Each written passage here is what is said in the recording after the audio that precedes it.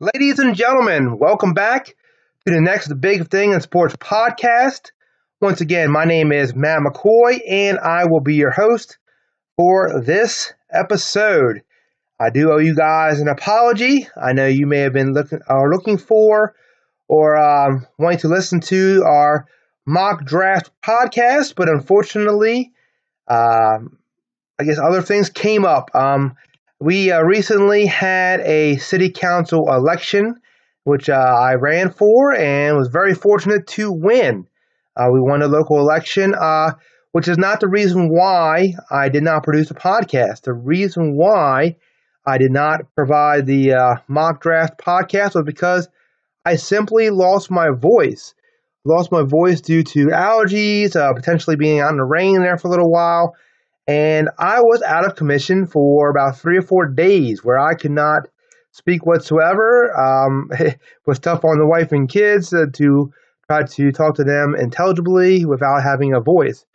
So that being said, I could not do the podcast. So I apologize that that situation did not help in this particular case. But I did want to do a podcast to recap the NFL draft, and we do things a little bit differently than most outlets. So I've done this for years for friends of mine.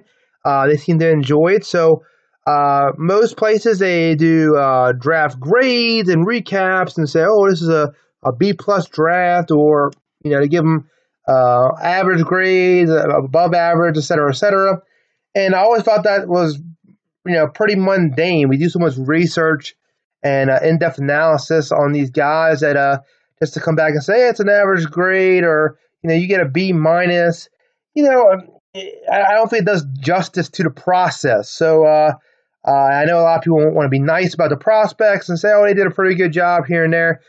Listen, if you want to be an evaluator, you can't be nice to everybody, I guess is where I look at it. So you got to call it like you see it. So here's what I do. I rank the draft classes 1 to 32. And so that way you can tell how I feel about these prospects and how these teams did. So that's what we're going to do today. And I believe if I can take a guess about how the podcast is going to go and how I can be long-winded at times, this is going to be a 2-part episode. And we're going to do it in reverse order from 32 to 1, build the drama a little bit. But, more importantly, I find it just as fascinating, these teams who did not do as well versus the teams who did. And to understand their process and look back on it and say, how they improved or did not improve their roster. So we're going to dive in today, which I imagine this podcast will be number 32 through 17. Once again, just to reiterate who we are the Next Big Thing in Sports podcast. Again, my name is Matt McCoy. You can find us with our accompanying website, the Next Big Thing in Sports.com. On there, we'll have our rankings for the draft class. We're going to be beginning to dive into some real-life NFL stuff, how we evaluate these teams, what our predictions are for the upcoming 2019 to 2020 season. It's never too early. We're going to have our early look at the 2020 NFL draft to start diving in there a little bit. And also, for your fantasy football fans out there, we're going to open up our content on the website, and we're also going to begin having our fantasy football content. We produced a few episodes back in January and February after the season, early looks at the position. But now we have a little more information. We've had the NFL draft, so we need to talk about the rookies. So we're going to have some upcoming podcasts looking at each position, whether it be fantasy quarterback, running back, receiver, tight end. We'll look at our top 100 big board and look at some strategies and also talk about the rookies. So a lot to go over, so we're going to keep producing the content as long as you guys like enjoying it and listening to it. So when you guys check us out, you're normally using a platform like Apple iTunes, Google Play, SoundCloud, Stitcher. If they have the capabilities, leave us a 5-star review. A good review out there goes a long way to driving more people to our podcast. So without further ado, about 5 minutes into the podcast, I'm going to dive in to the draft classes I did not like as much as others. So We have to begin somewhere. So number 32 on our list is the Dallas Cowboys. Um, I know some people out there say, "Oh, you're just a hater. You don't like the Cowboys. You're an Eagles fan." Well, I try to be objective and subjective when these picks come through, and try to look at them organically. Like I said, the Eagles, they don't have a top 5 ranking or anything like that. I try to separate my fandom from my analysis, but I just did not really like what the Cowboys did here. So we'll look over it briefly. In the second round, they did not have a first round pick. So let me start there. So I think sometimes analysts and commentators they like to double dip as far as when trades are made and things of that nature. So you can't reward the Cowboys and say, oh, they made a great trade getting Amari Cooper, and then also include Amari Cooper as part of your draft class. So it has to be one or the other. So for me, like the Amari Cooper deals, Khalil Mack deals, those kind of things, I give those teams a big boost last fall when they occurred, but I'm not going to give you a boost again and say, well, I have to include them as part of the draft class. No, you're kind of double dipping that way. So I'm not including Amari Cooper as part of the Dallas Cowboys 2019 draft class. So their first pick was in round 2, 58th overall. Trysten Hill, defensive tackle out of Central Florida. I like Trysten Hill, but I like him more as a borderline day 2, day 3 pick, preferably the beginning of day 3. At Central Florida, he was not even a starter. For whatever reason, he fell out of favor with the coaching staff. Very athletic guy, but I just did not see the production to warrant a second round pick. I would have preferred him in round 4. So, I don't think the Cowboys got off on a good foot. The third round pick was Connor McGovern, a center / offensive guard out of Penn State. I think the pick makes sense for the Cowboys, given the fact that Travis Frederick's health is somewhat in limbo. You're hearing good reports now, but I think it's a good job to protect themselves against another an issue with Frederick.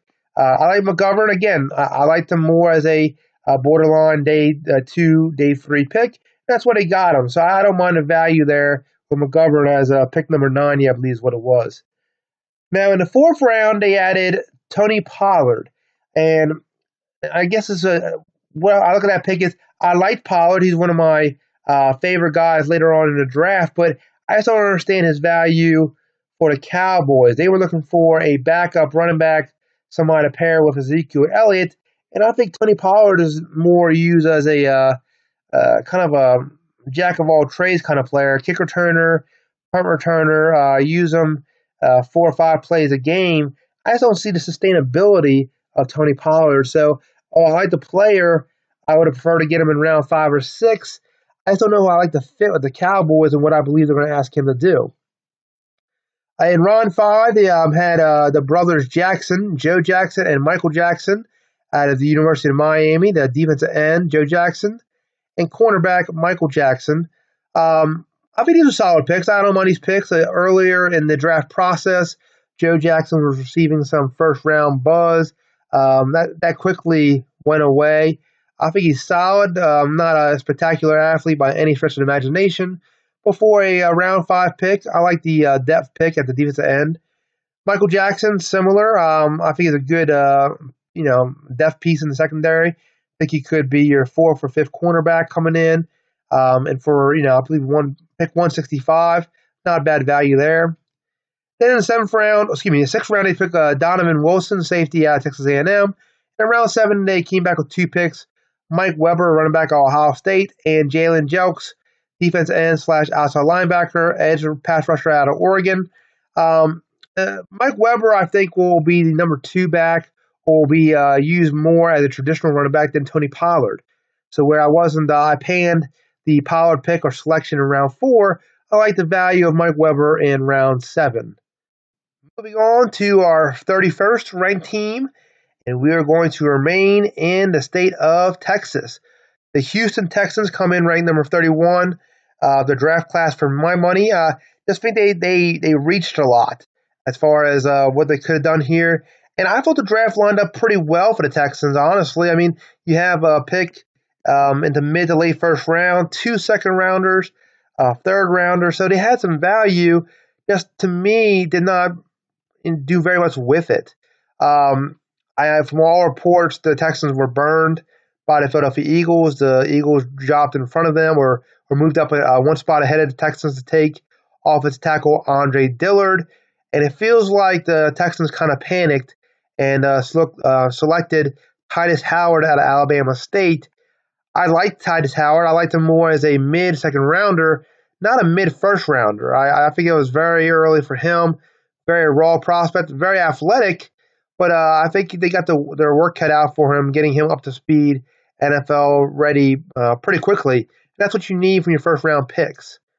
In round 2, they took a guy, Lonnie Johnson Jr., a cornerback out of Kentucky. I know Lonnie Johnson had a lot of fans out there. I just was not one of them. Yes, he has size and length, but never showed the quality play level I thought that warranted a second-round pick. I had him more as a third-rounder. Max Sharping, they took with pick number 55, offensive tackle out of Northern Illinois. And similarly to Titus Howard, I just don't think he's ready for the NFL game as of yet. He's got a lot of experience with playing at a lower level at Northern Illinois. So, what's fascinating is coming into the draft, I really did believe the Texans were going to take 2 offensive linemen with 2 of their first 3 picks and then add a cornerback, which is exactly what they did. They just added the wrong guys for my money. At pick 23, I would have preferred the Texans to take, say, I don't know, a Byron Murphy or potentially Greedy Williams there, and then come back in round 2 with a guy like Titus Howard. Would he have been there at pick number 54? Maybe not. But, I thought that was a huge reach in round 1. In round 3, they took Hale Waring, a guy out of San Diego State. I liked him at the end of round 3, about where I projected him. I think he's very athletic. But again, getting him up to speed in the NFL games will take a little bit of time. They took Charles Omenihu, the defensive end, outside rusher out of Texas. I say outside, but he's built more like a 3-4 defensive end, which fits the Texans scheme. So I think that's ultimately where he'll play. Potentially, their relationship with Jadeveon Clowney, they don't get a long-term deal there. Maybe he has to step in as a starter down the line, but for right now, he's getting a backup role there, which is okay for a guy drafted in the 160s. In round 6, they took another cornerback out of Central Michigan, Xavier Crawford, and in the 7th round, they took Cullen Gillespie, running back out of Texas A&M. So I thought they'd take a running back earlier in the draft, but apparently they're showing a lot of faith in Lamar Miller, and also they must feel pretty good about the injury or the healing of Deontay Foreman to join that backfield. So again, I think a lot of reaches here for Houston. They're putting a lot of onus on the offensive line coach for the Texans. He's going to have to coach these guys up. But for my money, I think it's just a lot of reaches on some raw prospects. 30th ranked team on our list, the Seattle Seahawks. Now, this might get some criticism. It's 2 different things to look at. I like the process of the Seattle Seahawks. I really do. What they did with their draft picks, trading down a couple times. I believe they began the week prior to the Frank Clark trade with just 4 picks. And I believe 1 in round 1 and none in round 2. And they end up coming away with, 5, 6, 7, 8, 9, 10, 11 draft picks. They did a lot of good trading down, accumulating ammunition. So I like the process. But what they did with their picks, Seattle has a certain way of doing things, and it doesn't always align with how I evaluate it. And this is a particular case that is exactly what happened here. So in round 1, it took L.J. Collier. Now, I had heard that Collier was getting some round 1 buzz. The tape never did it for me. I evaluated him more as a third-round draft pick. So I'm not very high on the first-round selection. I get it. He fits that Michael Bennett type of mold that Seattle likes. Again, I like the player, just don't love him, and I don't see him as a first-round pick. In round 2, take Marquise Blair. Now, again, this is a guy I was warming up to as the draft process proceeded, but I evaluate him more as a late 3rd, early 4th round pick. For him to go 47th overall was a huge stretch for my money. DK Metcalf, now this is a guy that I came took a full swing on. I really loved him early in the process, was higher on him than most people. Then as you go through the tape, you realize he's a very limited wide receiver. I told a lot of people leading up to the draft, do not be surprised if DK Metcalf goes in round 2.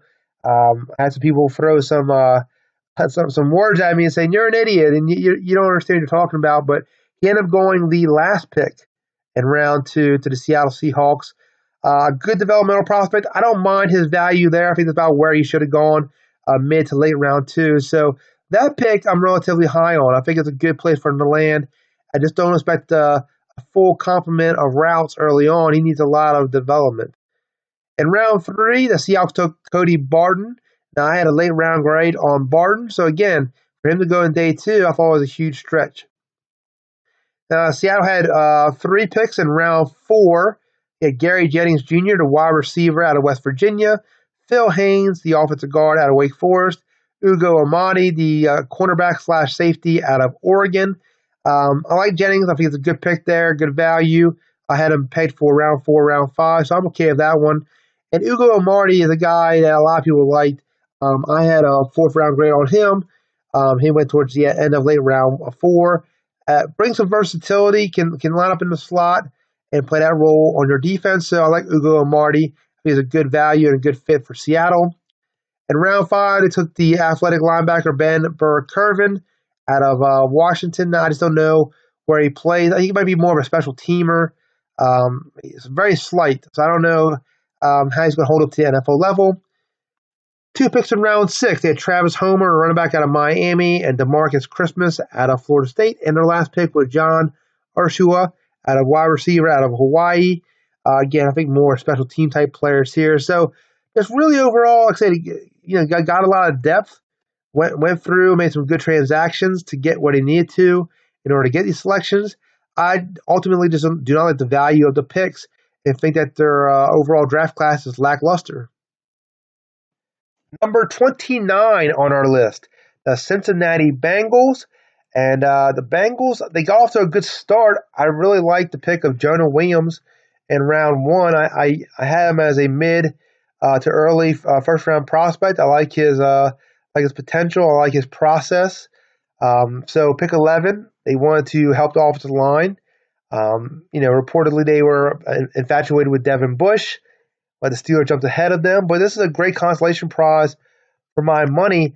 I think the draft fell apart for them immediately after. So in round 2, they took Drew Sample, tight end out of Washington, and this was one of the more stunning picks of the entire draft for me.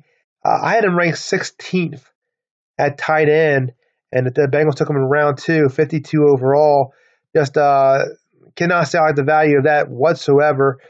Then they come back with Jermaine Pratt in round 3. I want to say is 72 overall.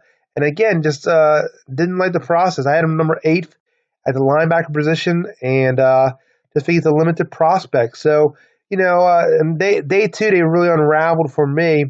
Now, on day 3, they had 3 4th-round picks. Ryan Finley, a quarterback out of NC State. Renell Wren, defensive tackle out of Arizona State. And Michael Jordan, the center out of Ohio State. I was not a Ryan Finley fan. I know we had some guys out there. Todd McShay was a big Ryan Finley guy. I just never saw it. I don't think he's much of anything but a long-term backup, maybe a third stringer in the NFL. I do like Renell Wren. I think he had the potential to start one time or worse, be your third defensive tackle and rotate in. And Michael Jordan, I think he's got a chance to stick. A big center prospect. So could have an opportunity to stick here in Cincinnati. I do like what they did in round 6. Travion Williams, I thought was one of the better running back value picks. I had him as an early 4th-round pick. For him to go 182 overall in the 6th round, I love that value for the Bengals. Deshaun Davis, I think he's, again, more of a special teamer, maybe a depth piece at the linebacker position. And number 211, their 3rd 6th-round pick, Rodney Anderson, the very talented, just oft injured running back out of Oklahoma. Some people compared him to a poor man's Joe Mixon. I don't know if that's because they both attended Oklahoma or not. I do like Rodney Anderson a lot.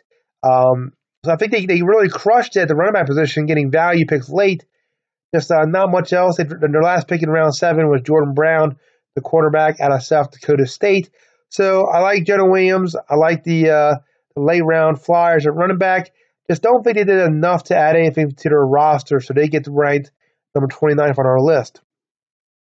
Number 28, the Miami Dolphins. I like their first round pick, Christian Wilkins, 13th overall. Reportedly, they were in discussions to trade down with the Philadelphia Eagles. The Eagles were eyeing Christian Wilkins, and then at the last moment, they decided, you know what, we're just going to stay here and pick our guy, and they took Wilkins instead. I think he brings good value and great character to the Dolphins locker room. So I like to pick there. Just from there on out, again, they traded a second-round pick for Josh Rosen. I think that could help their team. But again, I just don't know how Josh Rosen is going to work in Miami, where I question their offensive line, I question their playmakers, I question their running game. It's like Josh Rosen is entering Arizona Cardinals 2.0, and I'm afraid for his future that he's going to wind up in a bad spot. In round 3, it took Michael Dieter, the offensive guard out of Wisconsin. A solid pick, nothing spectacular about it, but I think he can be a starter down the line. And on the third day of the draft, just, I guess special team guy. I don't think any of these guys will be starters. Andrew Van Ginkel out of Wisconsin linebacker. In round 6, Isaiah Prince, the offensive tackle out of Ohio State. In round 7, they took Chandler Cox and Myles Gaskin, 2 running backs out of Auburn and Washington, respectively. So, like I said, I think they hit on their first round pick, but after that, did little else. So the Miami Dolphins get the number 28th ranking on our list. Number 27, the Los Angeles Rams, another team that did not have a first-round pick. The Rams kept trying to deal down. They ended up with a couple guys I like. Just don't know if they match what the Rams needed. I thought the Rams needed to address their offensive and defensive line. I feel like they're getting a little long in the tooth there. Waited a little long to get there, but we'll start off at the top. Their first pick was in round 2. I want to say it was number 62 overall. Taylor Rapp, the safety out of Washington. Now, I like Rapp. I like him around his value. Some people like him more than me. I question the cover ability, sideline to sideline. I think he's more of a box safety. Great tackler, no question about it. I wonder if he'll be burnt by NFL level speed at the next level. Speaking of speed, the third round pick, 70th overall, Darrell Henderson, the running back out of Memphis. I think he could make for a good Thunder and Lightning pairing with Todd Gurley. They had 3 picks overall in round 3. Number 79 was David Long, the cornerback out of Michigan. Again, I like him around this value. I had him as a mid to late round 3 pick. I think he could be a nickel guy and then eventually could develop into a starter if Marcus Peters eventually leaves Los Angeles. And they added Bobby Evans, offensive tackle out of Oklahoma. Again, I had him right around this range, late round 3, early round 4 value. So this makes sense to me here. On day 3, they drafted Greg Gaines, the defensive tackle out of Washington. David Edwards, offensive tackle out of Wisconsin. And in the 7th round, they got Nick Scott, the safety out of Penn State, and Dakota Allen, linebacker out of Texas. So, again, they added 2 guys to the offensive line, and Bobby Evans and David Edwards. I just don't know if either one of these guys are sustainable at the NFL level as starters. I like them more as swing players off your bench. And Greg Gaines, the same deal. I don't know if he's going to be a starter at the next level. So, again, did you add any starters to your offense or defensive line? I would suggest not. I think David Long could eventually turn into a long-term starter on the outside. I really liked Henderson as a player. I don't know his role in Los Angeles. What does it say about the long-term health of Todd Gurley? Will Henderson have more of a role than we anticipate? That'll be a big question and a big factor. So overall, not a bad draft, just not where we had him ranked. Again, I had him ranked 27th. I could bump him up a little bit, but just wasn't the biggest fan.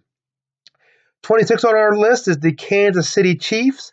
Again, another team where I just don't know if they added where I thought they were. They went early on offense, traded up to get McCole Hardman. Now, you know, given their legal troubles or issues at the moment, you have to wonder and you have to, prognosticate that this pick has something to do with Tyreek Hill and potentially he may not play football again for the Kansas City Chiefs, let alone maybe the NFL. The issues he has with his girlfriend and what you're hearing allegedly out there about possibly the off the field issues. We'll leave it at that. Just let that work itself out. I'm not going to get in detail, but let's just put it this way: Tyreek Hill's availability for 2019 and beyond is certainly in question. And I think this draft pick is the Kansas City Chiefs answering the bell on it. Trying to find a guy with a similar skill set to Tyreek Hill, somebody who stretch the field vertically, a fast receiver. Just McCole Hardman is very raw, so I would not anticipate him having a full-time job early on. So I think the Chiefs got a long way to matriculating Hardman to the NFL game. I really like the pick of Juan Thornhill late in round 2, 63 overall. One of my favorite picks in the draft. I had him as a first-round value. So for the Chiefs to get him late in round 2, great value for Andy Reid and company. In round 3, Colin Sanders, the defensive tackle out of Western Illinois. I liked him a lot. I think, again, he could develop into a full-time starter down the line. And on day 3, in round 6, they had 2 picks, and in round 7, they had 1. They added to their defensive backfield Rashad Fenton, the cornerback out of South Carolina, Darwin Thompson, the running back out of Utah State, and Nick Allegretti, the offensive guard out of Illinois. So, again, I just don't know how much value they added. Now, they traded the first rounder for Frank Clark leading up to the draft, so he'll help the defensive front. I like the Colin Sanders pick. I like the Juan Thornhill pick, a great deal. Just, 6 picks overall. With 3 of them, I'm not sure exactly what you're getting. Hardman seemed to be a little bit of a stretch for me. I want to say Hardman, I had him as my 16th ranked wide receiver. Let me double check on that because I just thought he was more of a late round 3. Yeah, I have 16th overall wide receiver. I had a late round 3 grade on him. So they got him late round 2. It seemed that teams coveted him more in the NFL than I did. So I thought that pick was a little bit of a stretch. So, one great pick does not a draft make. So Kansas City winds up as number 26 on our list. Number 25, the New Orleans Saints, another team that did not have many draft picks. They got Eric McCoy in round 2, and then did not have another pick on the first day or second day. Day number 3, they came around. They made some noise, traded up to get Chauncey Gardner-Johnson.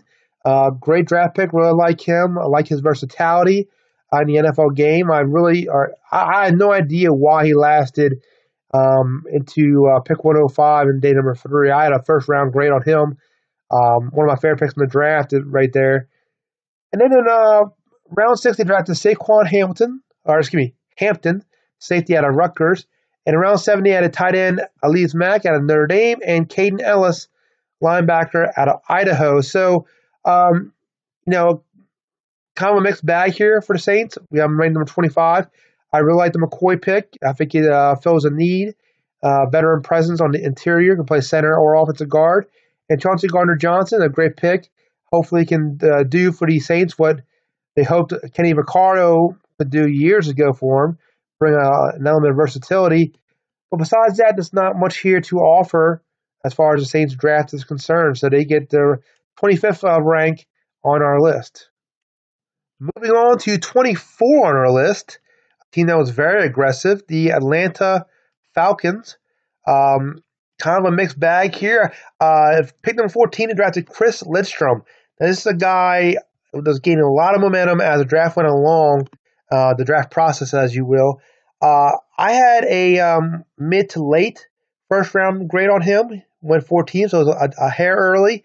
But I think a very safe first round pick. You know what you're getting with Lidstrom. You can just put him in offensive guard. He's going to be there for 10, 12 years. So I don't mind the pick there. Just a very safe, B minus type of pick. Now, Kaleb McGary is a pick that I'll question because, we liked him mid-round 2, but the Falcons were very aggressive in trading up back into round 1 with the 31st overall pick and getting Kaleb McGary. So combined, Lidstrom and McGarry can anchor the right side of their offensive line for a long time to come, which is great. Just at what cost? Because it really it caused the depth of their draft to erode. They had no second round picks, no third round picks. So Lidstrom and McGarry are going to tell the story for all their offensive line. These guys become, all pro, Pro Bowl type players. Obviously, the Falcons hit a home run, or even just become, full time starters and above average players for a long time. It's a great draft. But if either one of you guys falter at all, the Falcons draft looks like a little bit of a mess. They had two picks two picks in round 4, 2 picks in round 5. Kendall Sheffield, the athletic cornerback out of Ohio State, very fast. It's going to need a lot of work at this level to become a possible player or somebody you can play in your nickel. John Cominsky, the very athletic edge rusher out of Charleston, again very raw, so going to take some coaching up in the next level. In round 5, it's Quadri Allison, the running back out of Pittsburgh, and Jordan Miller, the cornerback out of Washington, and they ended their draft in round 6 with the wide receiver out of Louisiana Monroe, Marcus Green. So, what I really thought the Falcons were going to take a hard look at defensive line. We know they were connected to Ed Oliver throughout the draft process, and from all counts, they were potentially trying to trade up in the round 1 and get Ed Oliver, and never came to pass. It's interesting that they did not get Ed Oliver, so they just did not address the interior interior defensive line whatsoever. They added John Cominsky with the 137th overall pick, a raw edge rusher. So just for a team that was highly connected to adding some athletes to the defensive line, they didn't come away with very much. So that's why they get the 24th spot here on our rankings. Our 23rd ranked team is a team with limited selections, the Chicago Bears. And some people might wonder why such a high ranking for them, given the fact that they had no first round pick, no second round pick. I just like what they did early on here with these picks. I know they traded up with David Montgomery, but I really like him. I valued him as a late second round pick. And I think he's just a great fit for Chicago. It's a team that traded away Jordan Howard in the offseason. They're looking to get a little bit more dynamic in the backfield. I know they signed Mike Davis, but David Montgomery, to me, is the best pure runner in this draft. And I just think he's a great fit for the Chicago offense. It's going to really balance their attack. In round 4, they got Riley Ridley. And I know the NFL was higher on Ridley than I was. For him to be available in day 3, a little bit surprising. Teams seem to really like him as a route runner. And I think he's just another piece to add to this Bears offense. The Bears offense seems to be constantly evolving. Matt Nagy at the helm, providing weapons all the way around for Mitchell Trubisky. So I just like it. I think it's a great start. Later on in the draft, they got Duke Shelley, the cornerback out of Kansas State. And in the final round, round 7, they got Tariff Whiff out of Florida Atlantic, running back, and Steven Denmark, cornerback out of Boston State. So again, just they had limited assets. They used these picks in order to get Khalil Mack and to trade up for Anthony Miller a year ago. But I just like the fit with those two guys right off the top, so they get the 23rd overall spot. 22 on our list, divisional rivals, the Detroit Lions, coming here. Just, a mixed bag. I really like some of their picks, and some picks I was just left head scratching. So I think I'm going to do a podcast on my top 10 favorite picks in this draft and my bottom 10, my least favorite picks in this draft. I would wager a guess that the Lions are going to wind up on both lists because they either hit a home run or they grounded out into a double play. It's just fascinating, their draft. So we'll start at the top with the 8th overall pick. The rumors had it that the Lions really wanted to trade down. It just never came to fruition. So a bit fascinating. They stayed put. They drafted a tight end, T.J. Hockenson. Now, this pick might give Lions fans nightmares and might remind them of tight end picks from the past, Eric Ebron, Brandon Pettigrew. Hockenson, I don't think is that kind of pick. He's a complete tight end. I think he's going to be a fan favorite. It's going to add a nastiness to this team. Can be an asset in run blocking, but also is going to be a great weapon in your pass game as well. So I like the pick here. Tight end being a luxury pick. A little bit surprising the Lions made it, but I think it adds an element to their offense that they have not had for quite some time. Jahlani Tavai in round 2. Let's talk. So allegedly, teams like, I should say teams, the Bill Belichick umbrella, they love these kind of guys. So apparently, Mike Vrabel and Bill Belichick and these kind of guys, they really like this type of player and Jahlani Tavai. I had a 5th round grade on Tavai. So the fact that he went early in round 2 was beyond stunning for me. I think it's a huge, huge reach for the Lions' sake. Hopefully they're right and I'm wrong, but just don't see it. I just never, saw the appeal. But again, this type of player, the Patriots, Titans, Lions, Dolphins, these guys are going to be attracted to this kind of player. So here we are. In round 3, I think it's a solid pick by Will Harris. I had more of an early round 4 grade on him, but mid round 3, I'm okay with it. I think he's a solid player. I thought he would be a third safety type of prospect. Could eventually become a starter, and hopefully the Lions what he becomes. In round 4, it took a solid rotational piece, Austin Bryant, defensive tackle out of Clemson. In round 5, it took one of my favorite picks in the draft, Amari Oruwariye, the cornerback out of Penn State. I had a late 2nd round grade on Amari, and he goes in round 5, 146 overall. Great value for the Lions there. I believe he could be eventually a starter opposite Darius Slay. Round 6, they had 2 picks, and round 7, he had 2 picks. Travis Fulgham, the wide receiver out of Old Dominion. Ty Johnson, running back out of Maryland in round 6. And in round 7, they took Isaac Nada, the plummeting tight end, once thought to be a 2nd or 3rd round pick out of Georgia. And defensive tackle P.J. Johnson out of Arizona. So, again, you talk about mixed bag, had some of my favorite picks in Amari Oruwariye out of Penn State, and they had one of my bigger head scratchers in Jahlani Tavai. So just all over the place for the Lions, and they come in number 22 on our list. Number 21 on our list is one of the meter mover teams this year. The Cleveland Browns, 21 on the list, did not have a 1st round pick by virtue of trading that away for wide receiver Odell Beckham Jr. I really like a couple of their picks too. In round 2, Greedy Williams, 46 overall. I had a late 1st round grade on Greedy. The Browns got him in round 2 in the middle of the round. I think it's a great pairing with Denzel Ward. In fact, when they had their 1st rounder early in the mock season, I was projecting Greedy Williams to the Browns mid 1st round a lot of the time. So for them to get him a round later than I had originally anticipated earlier in mock season, great value for the Cleveland Browns. Similar to the Jahlani Tavai pick for the Lions, Sione Takitaki, I had a 5th round grade on him. He goes 88 overall, mid round 3. A bit of a head scratcher. Didn't see him come off the board that early, but doesn't get deducted as much as the Lions taking Tavai, 37 picks earlier. I have similar prospects. I think both were reaches, but a less of a reach on Takitaki in mid round 3.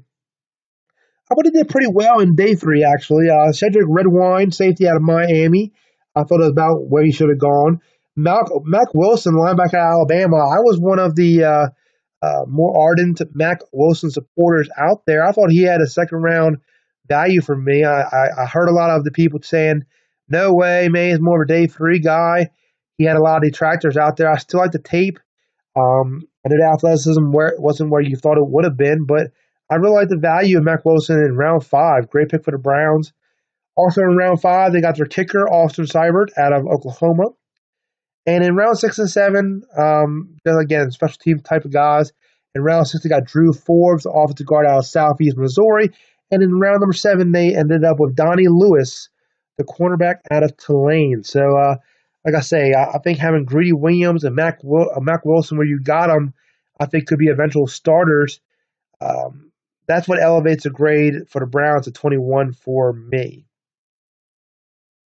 Number 20 on our list, the New York Football Jets.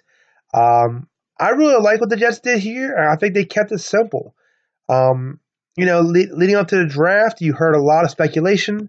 The Jets really want to trade down. They really want to trade down. And I know they had conversations with multiple teams about doing so. At the end of the day, they stood put and they drafted the best player in the draft, in my opinion. They took Quinnen Williams, third overall, just a machine. Going to cause issues for the opposition. You pair him with Leonard Williams, and your defensive line is going to be ferocious. So, they could have traded down. They could have gotten more pieces. They could have added more picks. But at the end of the day, they get an A+ from me for taking the best play in the draft, keeping it simple, and improving your football team. I think Quinnen Williams is going to be an all-pro player for the New York Jets. Now, they did not have a round 2 pick by virtue of trading that pick in order to get Sam Darnold in 2018. But I thought they did very well in round 3. They took Jachai Polite, the edge rusher out of Florida. I understood off the field concerns. The interviews went horribly. His draft season went very horribly. At one point in time, we had a top 10 grade on Jachai Polite. We ended up in mid-round 2.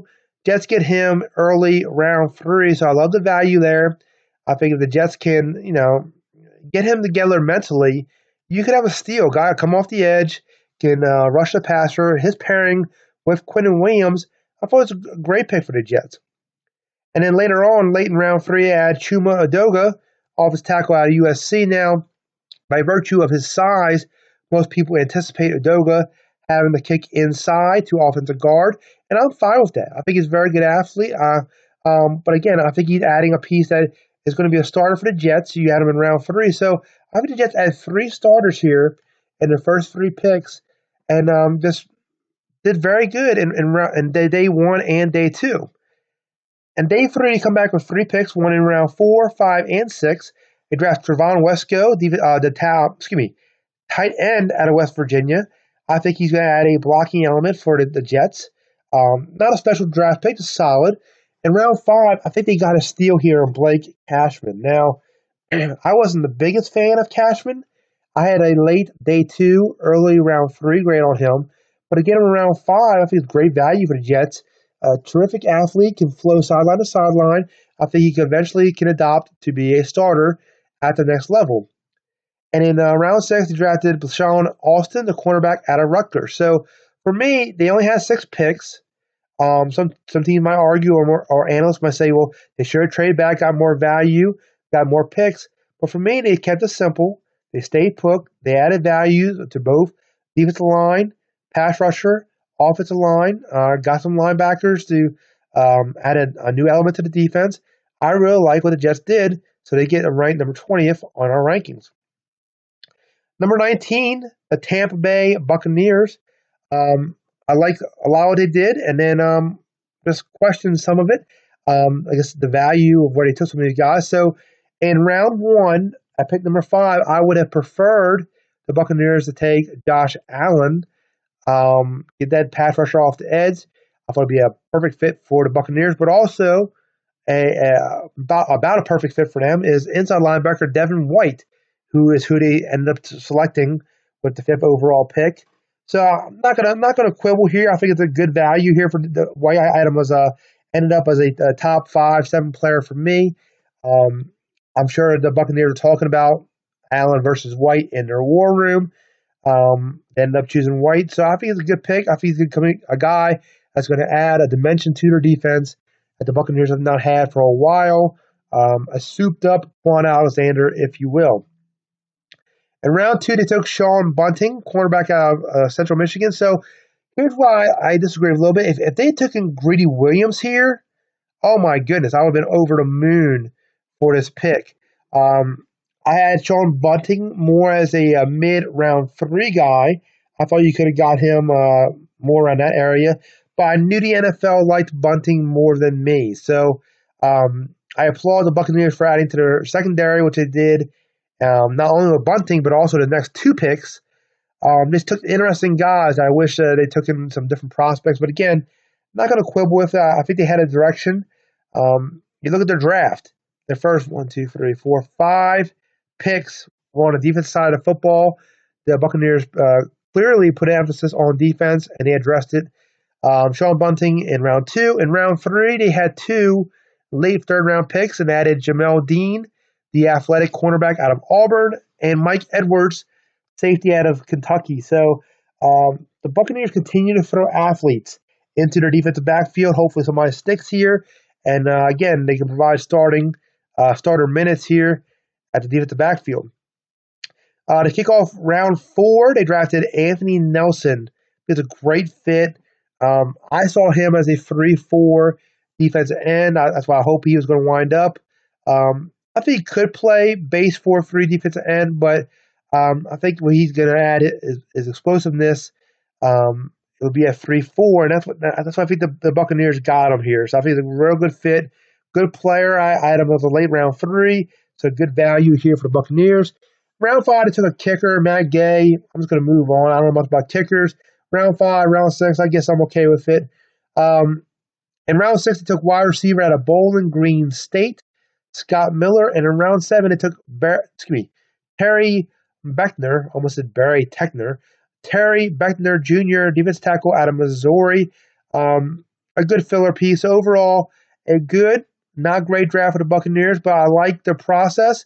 I could question a couple of the players, but ultimately I think they added to their defense, and I think they'll be an improved unit. Number 18th overall on our list, the New York Football Giants. They come in two spots over their counterparts in the New York Jets. And, I question is their first 2 picks. I question highly question Daniel Jones. I had a early 4th round grade on Daniel Jones. The Giants took him 6 overall. Clearly, I'm not going to mix words. I hate that draft pick. I think it's a poor use of your assets. And I think it's going to set the Giants franchise back a long way. I don't see him as a starter. They're going to have to make him a starter now, being the 6th overall pick. And I think the Giants will take a huge step back. And good call like I see it. 17th overall, Dexter Lawrence, a player I liked. I liked him early in round 2. I did not see the value in mid-first round. I question his pass rush ability. Some people like him more as a pass rusher than I do. I think he's okay in that level or in that area. I think he's more of a traditional run stuffer. So he's going to be your 3-4 nose tackle, I suppose, is what he's going to be. I know the Giants, they clearly put emphasis on big prospects on the offensive line and defensive line. Just didn't like the value there. 17th overall, it could have gone any number of different directions. So, and the first 2 picks, just a sour note for me. And from beyond that, they did a great job, I thought. 30th overall, DeAndre Baker. We had a late first round grade on DeAndre Baker. He's a good fit here in New York. And in round 3 and 4, I thought really good picks, good value. O'Shane Ximenez, we had a mid round 3 grade on him. He went 95th overall. So good value. I think he's a good fit on the outside for the New York Giants. And to begin round 4, they took Julian Love, who again we had a mid to late round 3 grade on. He got good value here from the Giants, but he could eventually be a starter too. So Baker and Love add a little firepower to their defensive backfield. I think both were good picks for the New York Giants. And then they had they had 5 more picks. 2 in round 5, Ryan Connolly, linebacker out of Wisconsin. Darius Slayton, the wide receiver we liked late out of Auburn. In round 6, they took a cornerback that we liked late, Corey Ballantyne. We liked him. Actually, we had a late round 3 grade on Ballantyne as well, and the Giants got him in round 6. So, again, great pick for the Giants there. In round 7, they took 2 pieces to help the depth on the offensive line and defensive line. They took George Asafo Adjei, offensive tackle out of Kentucky, and Chris Slayton, defensive tackle out of Syracuse. So again, if you take away the first two picks, I thought the Giants killed it. It just it made it tough to grade them because if I take each pick individually, they probably have a lot of A's on their picks here. But the Daniel Jones pick gets a flat out F for me. Dexter Lawrence gets a D. So, how can I get this overall class any higher? So we ranked them one of the tougher slots to put them. But New York Giants wind up at 18th overall on our list. And the last team we'll get to in this part one of the podcast, 17th overall on our list, the Washington Redskins, the Giants, NFC East counterparts. They come in ranked number 17 here. I know a lot of people out there will question this selection. A lot of people are higher on their draft and some of their picks than I am, but Dwayne Haskins is where we're going to disagree. It's where the rubber meets the road. I had a late round 3 grade, early round 4 grade on Dwayne Haskins. I just don't see it.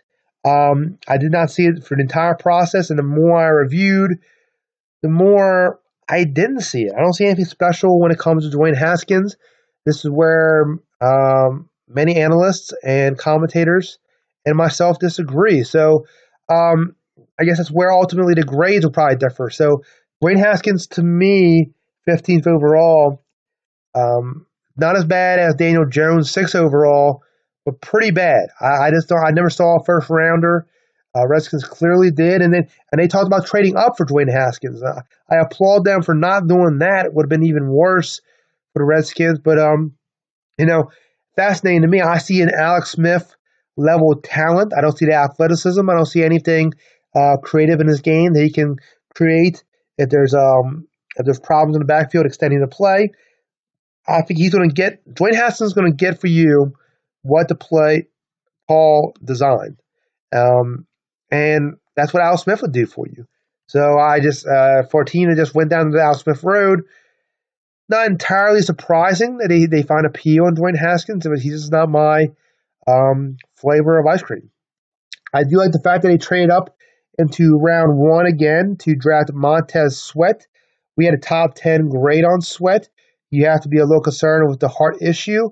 Reportedly, it's not an issue for most teams, and teams are passing him. So for his sake and the Redskins' sake, I hope that is the case because that's a great pick and great value if that is, in fact, winds up being the case with Montez Sweat. In round 3, I thought it was a good value pick. We had a late round 2 value on Terry McLaurin. He ended up going beginning of round 3 for Washington Redskins, pairing him with his Ohio State teammate, Dwayne Haskins.